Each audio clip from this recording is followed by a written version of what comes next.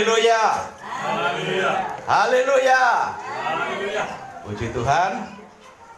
Pagi ini mari kita buka Alkitab kita, Injil Lukas pasal 24 mulai ayat 36. Demikian firman Tuhan. Dan sementara mereka bercakap-cakap tentang hal-hal itu, Yesus tiba-tiba berdiri di tengah-tengah mereka dan berkata kepada mereka, "Damai sejahtera bagi kamu." 37. Mereka terkejut dan takut dan menyangka bahwa mereka melihat hantu. Akan tetapi ia berkata kepada mereka, "Mengapa kamu terkejut dan apa sebabnya timbul keraguan-raguan di dalam hati kamu?" 39. Lihatlah tanganku dan kakiku, aku sendirilah ini. Rabalah hantu dan lihatlah, karena hantu tidak ada di lendiku dan tulangnya, seperti yang kamu lihat. Sambil berkata demikian, ia memperlihatkan tangan dan kakinya kepada mereka. 41. Dan ketika mereka belum percaya kepada firman-Nya dan masih heran, berkatalah ia kepada mereka, "Adakah padamu makanan di sini?" Lalu mereka memberikan kepadanya sepotong ikan goreng. Selanjutnya, Ia mengambilnya dan memakannya di depan mata mereka. ia berkata kepada mereka, "Inilah perkataanku yang telah kukatakan kepadamu ketika aku masih bersama-sama dengan kamu, yakni bahwa harus digenapi semua yang ada tertulis tentang aku dalam kitab Taurat Musa dan kitab Nabi-Nabi dan kitab Mazmur." 45. Lalu ia membuka pikiran mereka, sehingga mereka mengerti kitab suci. Katanya kepada mereka, ada tertulis demikian, Mesias harus menderita dan bangkit dari antara orang mati pada hari yang ketiga. 47. Dan lagi dalam namanya berita tentang pertobatan dan pengampunan dosa harus disampaikan kepada segala bangsa, mulai dari Yerusalem. Kamu adalah saksi dari semuanya ini. 49. Dan aku akan mengirim kepadamu apa yang dijanjikan Bapakku. Tetapi kamu harus tinggal di dalam kota ini sampai kamu diperlengkapi dengan kekuasaan dari tempat tinggi. Ya, amin untuk firman Tuhan. Tema dari khotbah kita adalah berkat kebangkitan Yesus. Apa saudara? Berkat kebangkitan Yesus. Minggu lalu sebagian dari berkat kebangkitan Yesus sudah disampaikan oleh hamba Tuhan yang menyampaikan firman di tempat ini minggu lalu saat Paskah, saat perayaan Paskah. Tapi saat ini ada berkat lain yang belum pernah diungkap mungkin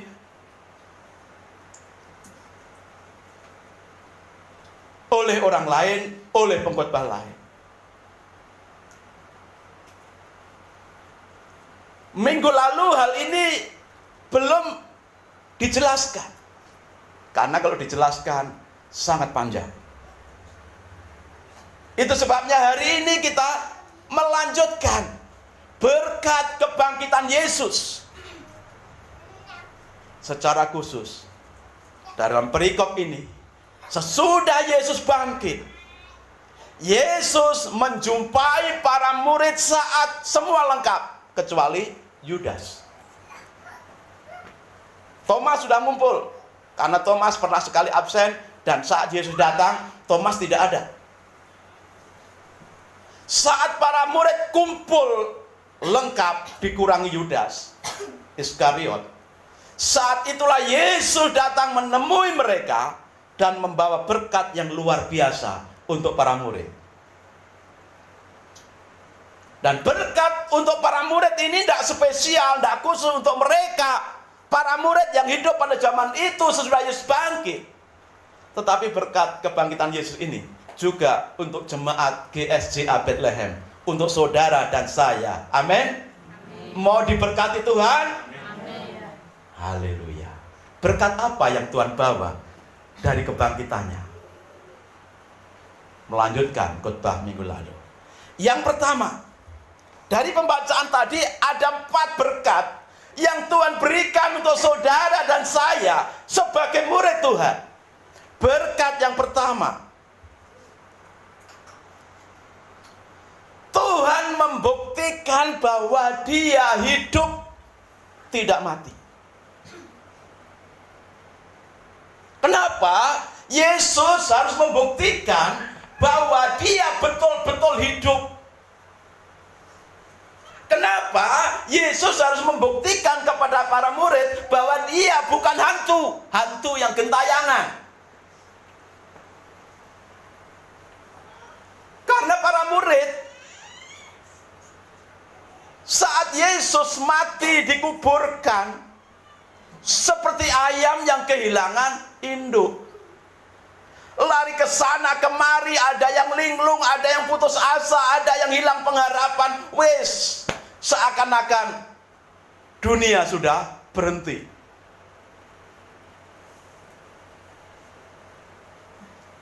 Ada lagi di antara para murid yang saat itu memang sepertinya sudah tidak percaya lagi akan semua yang dikatakan Yesus. Bahwa yang diingat oleh para murid, Yesus itu Raja, Yesus itu Tuhan, tapi nyatanya kok mati, dikuburkan.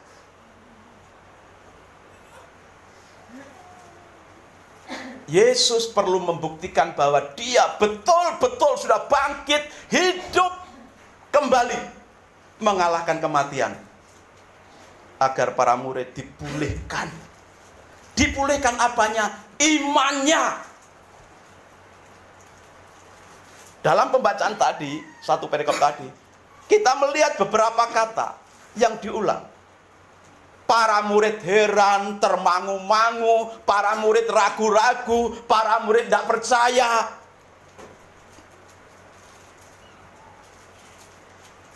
Dan itulah gambaran para murid zaman itu. Saudara, mungkin hari-hari ini kita juga mengalami hal seperti itu. Seakan-akan Tuhan itu tidak ada, seakan-akan Tuhan tidak menyertai kita. Ketika tekanan hidup datang, seakan-akan kita menanggung sendiri, tidak ada yang peduli seorang pun terhadap kita.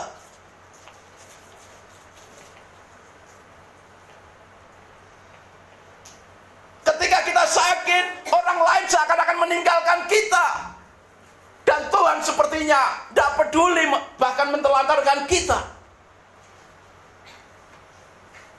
Para murid bingung, para murid hilang kepercayaan, para murid meragukan, betulkah yang hadir itu Yesus ataukah hantu gentayangan? Itu sebabnya perlu Yesus menampakkan pada para murid dan membuktikan bahwa Dia sudah hidup.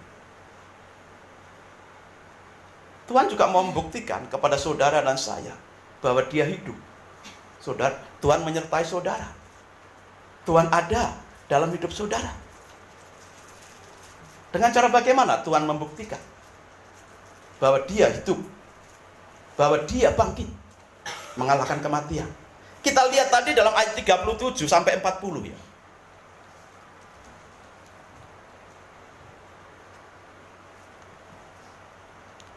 Di sana Yesus melihat para murid sedang galau.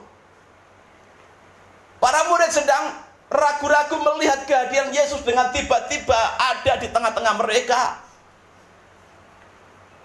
Lalu Yesus berkata kepada para murid, menunjukkan bekas lukanya. Saudara bisa cek tadi dan ingat tadi yang kita baca mulai ayat 37. Yesus menunjukkan bekas luka paku, lubang paku di tangan, di kaki. Yesus menunjukkan lubang, semua bekas-bekas dia dihajar, dicambuk. Yesus juga menunjukkan lambungnya yang tertusuk tombak. Semua masih terlihat jelas. Lihatlah. Dan bukan hanya suruh melihat, tapi rabalah. Berarti kebangkitan Yesus bisa disentuh. Yesus juga katakan, hantu itu tidak bertubuh, tidak bertulang. Hantu itu gentayangan, sifatnya roh. Tapi Yesus betul-betul bangkit dengan tubuh kemuliaan, masih bisa disentuh karena dia berdaging. Maka selain Yesus menunjukkan bekas lubang paku, bekas lubang tonjokan tombak, bekas dicambuk, itu membuktikan bahwa dia betul-betul Yesus yang sudah bangkit mengalahkan kematian. Dan ditekankan lagi, rabalah. Tuhan mau membuktikan loh kepada saudara dan saya. Tapi seringkali kita masih ragu juga ya. Seperti para murid. Sudah disuruh melihat, sudah disuruh meraba, bahwa ia itu betul-betul Yesus yang sudah bangkit mengalahkan kematian. Masih ragu juga, masih belum percaya juga. Nah ini penyakit manusia. Sulit untuk percaya kalau Tuhan menyertai, kalau Tuhan itu betul-betul real ada. Sulit percaya, sering kita ragu-ragu. Persis seperti para murid. Tapi Yesus tidak kehabisan akal untuk membuktikan dia betul-betul hadir di tengah-tengah mereka, dan dialah betul-betul Yesus. Lalu Yesus membuktikan lagi untuk kesekian kalinya. Adakah padamu makanan? Loh. Kalau hantu apa perlu makan? Oh iya, hantu kan roh, perlu dikasih saji. Dikasih kopi, dikasih bunga, dikasih rokok, dikasih kue, dikasih uang. Pertanyaannya, ketika kita persembahkan itu semua kepada hantu, berkurang nggak itu rotinya? Uangnya hilang atau enggak? Bunganya habis atau enggak? Masih semua. Masih. Karena hantu itu enggak perlu itu. Tidak perlu. Maka Yesus menandaskan untuk membuktikan bahwa ia itu betul-betul Yesus yang sudah bangkit kalahkan kematian. Yesus tanya, adakah padamu makanan? Loh, cik orang percaya kira-kira.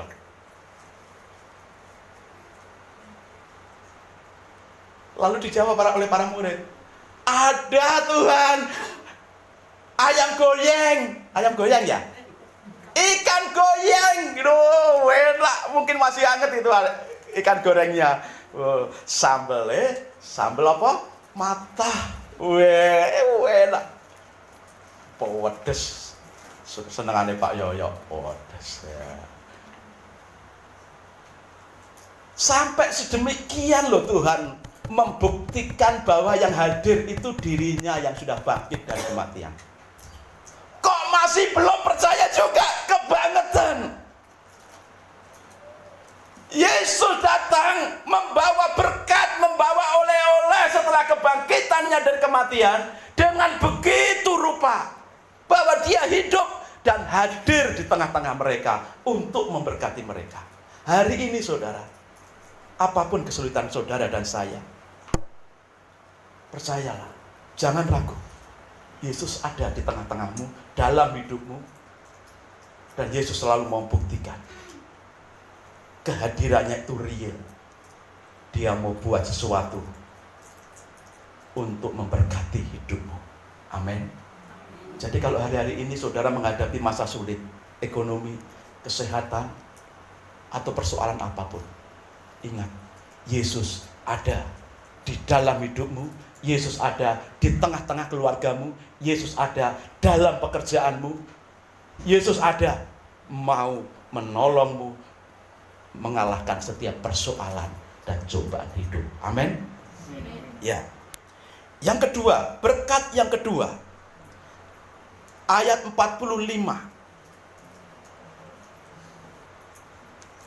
Lukas 24 ayat 45. Lalu Yesus membuka pikiran mereka sehingga mereka mengerti kitab suci. Lalu Yesus membuka pikiran para murid sehingga para murid mengerti isi kitab suci. Apa pentingnya Yesus membuka pikiran mereka sehingga bisa mengerti kitab suci?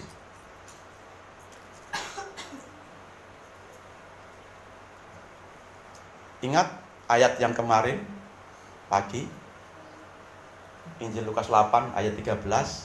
Ada yang hafal ayatnya? Apa penyebab orang murtad? Apa penyebab orang murtad? Ketika orang menerima firman, sukacita, yes, hore. Dengan riang gembira terima firman, tapi hanya sesaat. Firman tidak betul-betul diterima dengan segala kerelaan hati, sehingga tidak berakar dalam hatinya, tidak bertumbuh dalam hatinya, sehingga tidak berbuah. Itulah tipe hati yang atau tanah yang berbatu. Tipe hati tanah yang berbatu. Tanahnya cuma sedikit, tetapi batunya yang gede. Ketika firman ditaburkan, ada sukacita, selalu jawab ada amin, yes amin. Tapi begitu pulang dari gereja dari ibadah, ingat persoalan, ingat dengan masalah, waduh, langsung seperti langsung kering. Kalau kita baca dalam terjemahan lain, dalam Lukas 8 ayat 13 itu, ayat yang kemarin. Mengapa orang murtad? Karena mereka tidak mengerti kitab suci, tidak mengerti firman Tuhan. Tepat seperti Yesus. Kenapa sesudah Yesus bangkit menemui para murid, lalu membuka pikiran mereka sehingga mereka mengerti isi kitab suci. 3,5 tahun para murid bersama Yesus, diajar oleh Tuhan Yesus.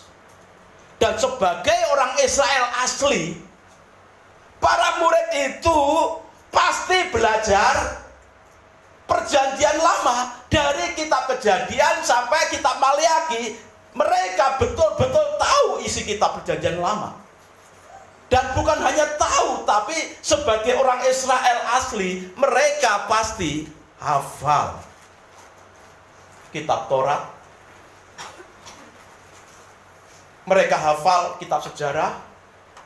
Mereka hafal kitab Mazmur. Mereka hafal kitab-kitab nabi besar, nabi kecil.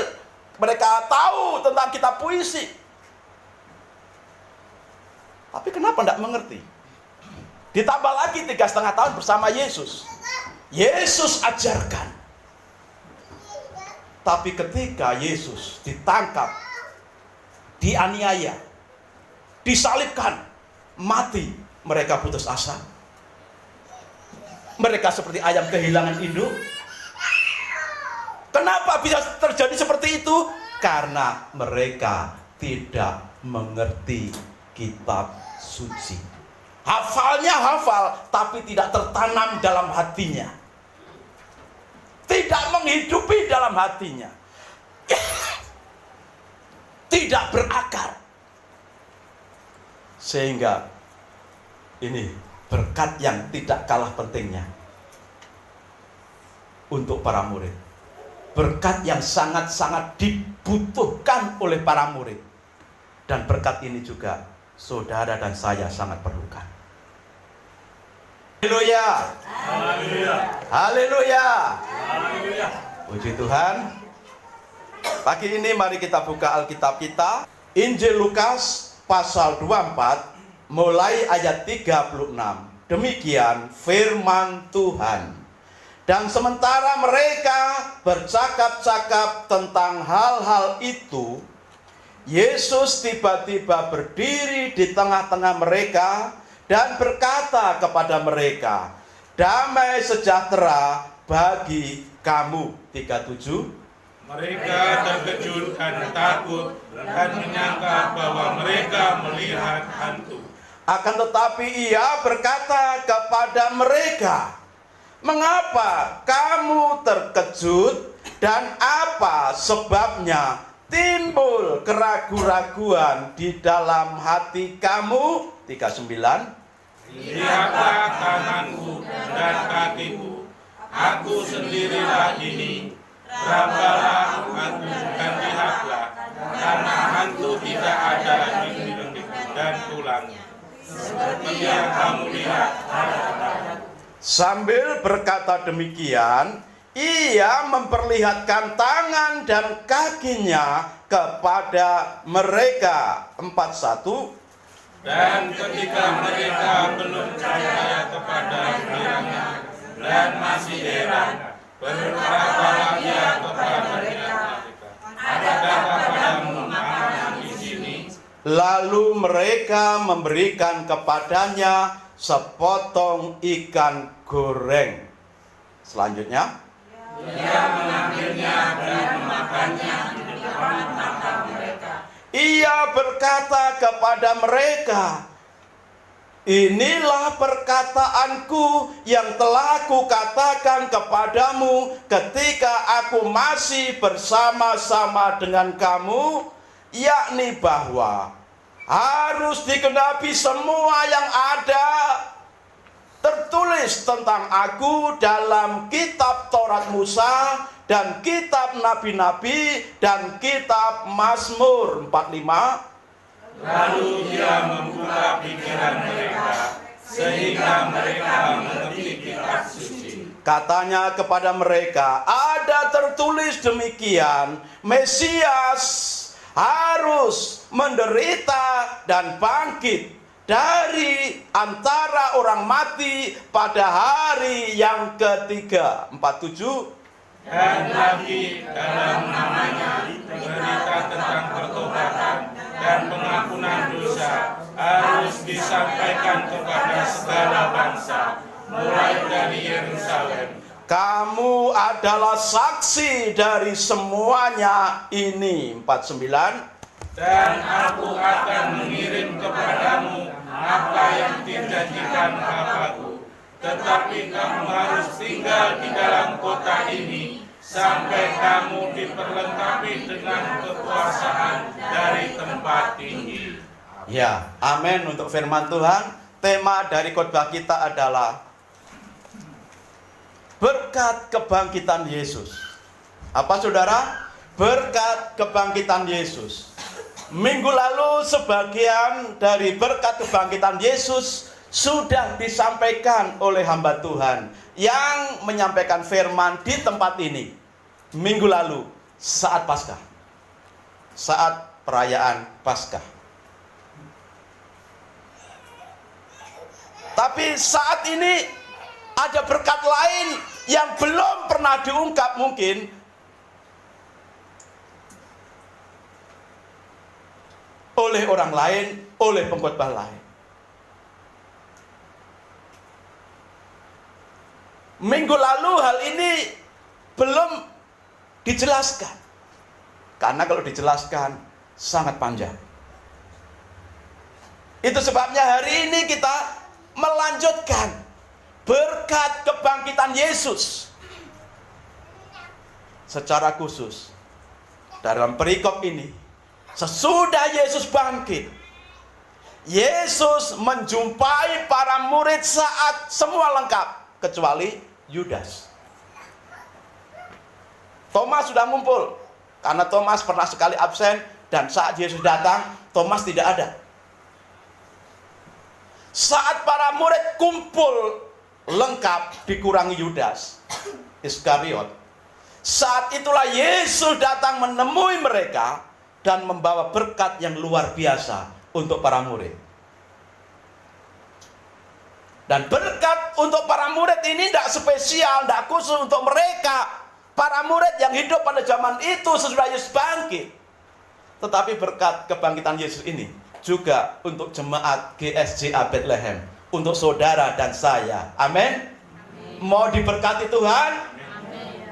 Haleluya. Berkat apa yang Tuhan bawa dari kebangkitannya? Melanjutkan khotbah minggu lalu. Yang pertama, dari pembacaan tadi ada 4 berkat yang Tuhan berikan untuk saudara dan saya sebagai murid Tuhan.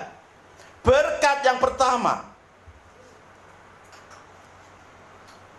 Tuhan membuktikan bahwa Dia hidup, tidak mati.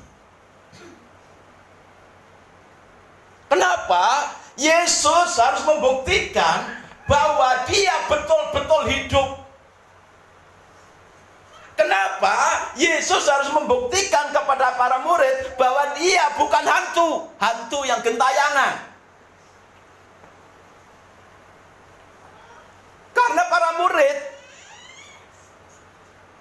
saat Yesus mati dikuburkan seperti ayam yang kehilangan induk. Lari ke sana kemari, ada yang linglung, ada yang putus asa, ada yang hilang pengharapan. Wes, seakan-akan dunia sudah berhenti.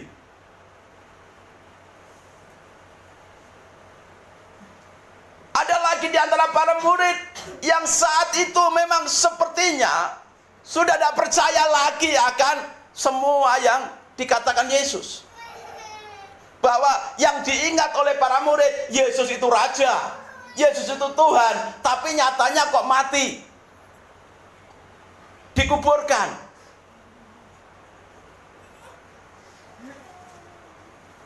Yesus perlu membuktikan bahwa Dia betul-betul sudah bangkit, hidup kembali, mengalahkan kematian, agar para murid dipulihkan. Dipulihkan apanya? Imannya. Dalam pembacaan tadi, satu perikop tadi, kita melihat beberapa kata yang diulang. Para murid heran, termangu-mangu, para murid ragu-ragu, para murid tidak percaya.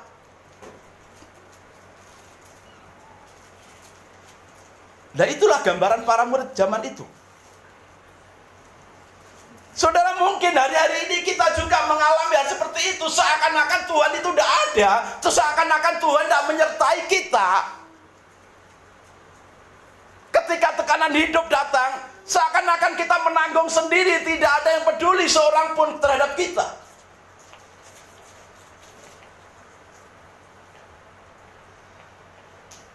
Ketika kita sakit, orang lain seakan-akan meninggalkan kita. Dan Tuhan sepertinya tidak peduli, bahkan mentelantarkan kita.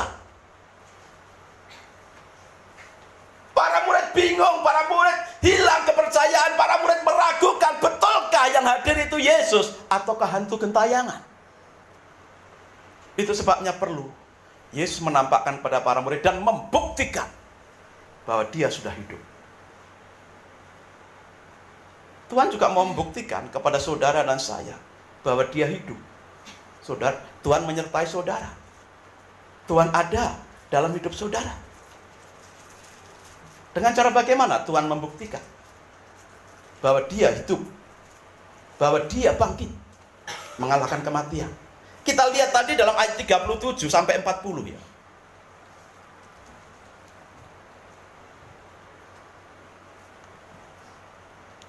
Di sana Yesus melihat para murid sedang galau. Para murid sedang ragu-ragu melihat kehadiran Yesus dengan tiba-tiba ada di tengah-tengah mereka. Lalu Yesus berkata kepada para murid, menunjukkan bekas lukanya. Saudara bisa cek tadi dan ingat tadi yang kita baca. mulai ayat 37. Yesus menunjukkan bekas luka paku, lubang paku di tangan, di kaki.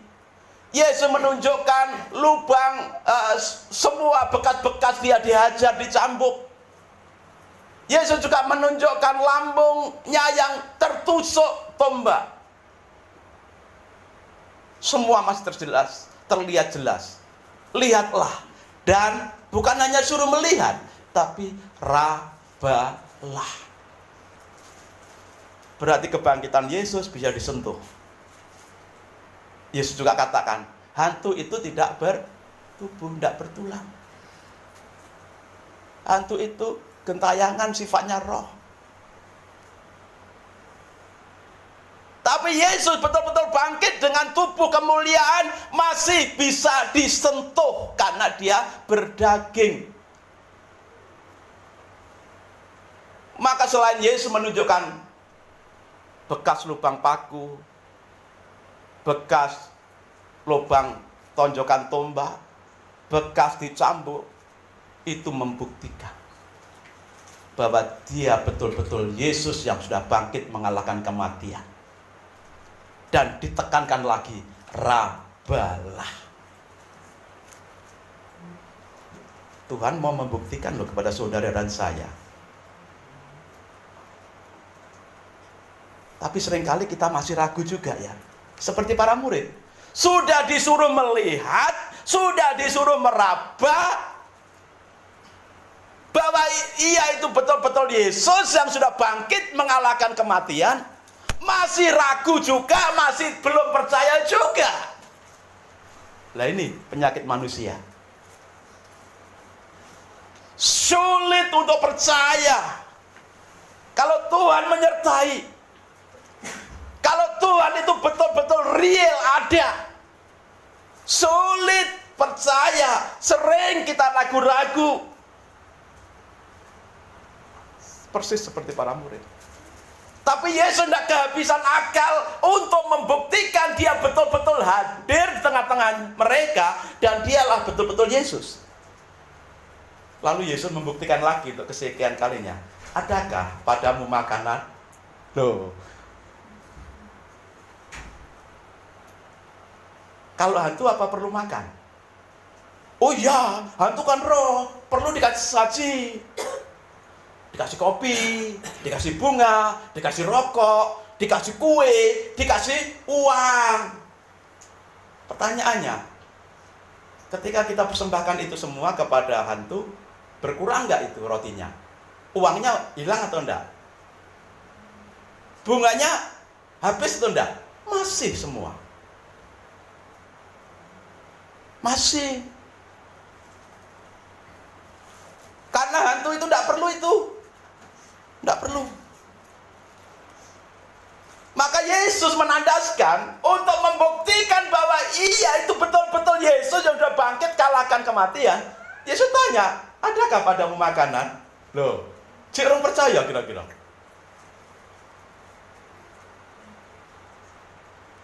Lalu dijawab oleh para murid, ada Tuhan. Ayam goyang ya? Ikan goyang, gitu, enak, mungkin masih hangat itu ikan gorengnya.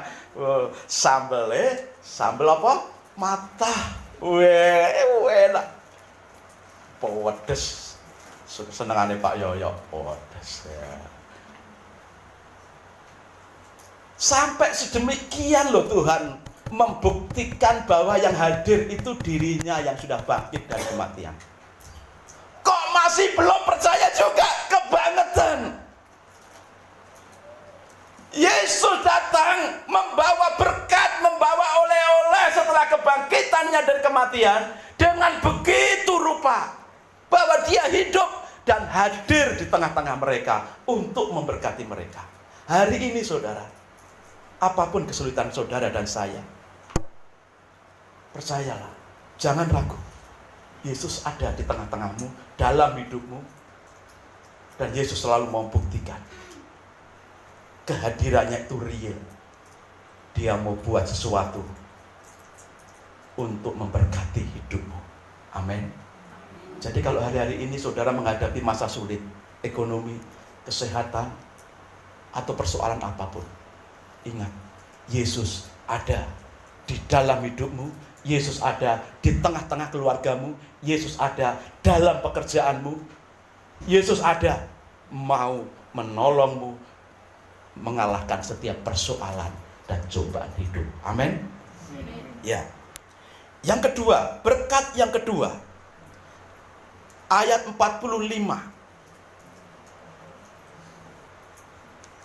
Lukas 24 ayat 45.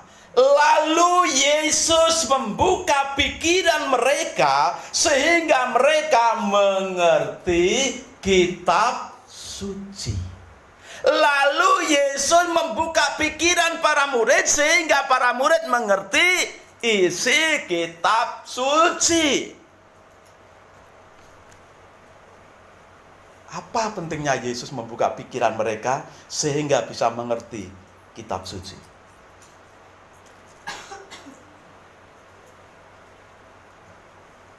Ingat ayat yang kemarin pagi, Injil Lukas 8 ayat 13. Ada yang hafal ayatnya? Apa penyebab orang murtad? Apa penyebab orang murtad? Ketika orang menerima firman, sukacita, yes, hore. Dengan riang gembira terima firman, tapi hanya sesaat. Firman tidak betul-betul diterima dengan segala kerelaan hati, sehingga tidak berakar dalam hatinya, tidak bertumbuh dalam hatinya, sehingga tidak berbuah. Itulah tipe hati yang atau tanah yang berbatu. Tipe hati tanah yang berbatu. Tanahnya cuma sedikit, tetapi batunya yang gede. Ketika firman ditaburkan, ada sukacita, selalu jawab ada amin, yes amin. Tapi begitu pulang dari gereja dari ibadah, ingat persoalan, ingat dengan masalah, waduh, langsung seperti langsung kering. Kalau kita baca dalam terjemahan lain, dalam Lukas 8 ayat 13 itu, yang ayat yang kemarin, mengapa orang murtad? Karena mereka tidak mengerti kitab suci, tidak mengerti firman Tuhan. Tepat seperti Yesus. Kenapa sesudah Yesus bangkit menemui para murid, lalu membuka pikiran mereka sehingga mereka mengerti isi kitab suci? 3,5 tahun para murid bersama Yesus, diajar oleh Tuhan Yesus. Dan sebagai orang Israel asli, para murid itu pasti belajar perjanjian lama, dari kitab Kejadian sampai kitab Maliaki. Mereka betul-betul tahu isi kitab perjanjian lama. Dan bukan hanya tahu, tapi sebagai orang Israel asli, mereka pasti hafal kitab Taurat. Mereka hafal kitab sejarah. Mereka hafal kitab Mazmur. Mereka hafal kitab-kitab nabi besar, nabi kecil. Mereka tahu tentang kitab puisi. Tapi kenapa tidak mengerti? Ditambah lagi 3,5 tahun bersama Yesus. Yesus ajarkan. Tapi ketika Yesus ditangkap, dianiaya, disalibkan, mati, mereka putus asa. Mereka seperti ayam kehilangan induk. Kenapa bisa terjadi seperti itu? Karena mereka tidak mengerti kitab suci. Hafalnya hafal, tapi tidak tertanam dalam hatinya. Tidak menghidupi dalam hatinya. Tidak berakar. Sehingga ini berkat yang tidak kalah pentingnya. untuk para murid. Berkat yang sangat-sangat dibutuhkan oleh para murid. Dan berkat ini juga saudara dan saya sangat perlukan.